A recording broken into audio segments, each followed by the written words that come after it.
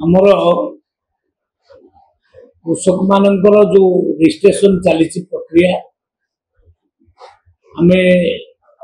December 20 तारीख पर्यंत थिला ताको बढ़े माननीय मुख्यमंत्री 25 तारीख पर्यंत कर तार डिजिटाइजेशन काम 30 तारीख पर्यंत चले ये गोटे कथा। द्वितीय कथा रजिस्ट्रेशन सरलीकरण प्रक्रिया को त्वरान्वित से बाबद गोटे फॉर्म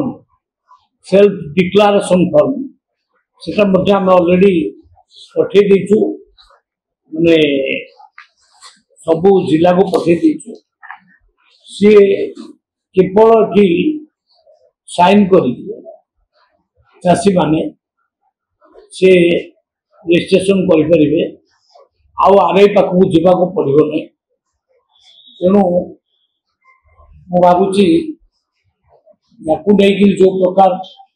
तंबी तोफान चली से बंद हवा दरकार। रजिस्ट्रेशन एक्सटेंशन भी है टाइम एक्सटेंशन एवं सरलीकरण करागला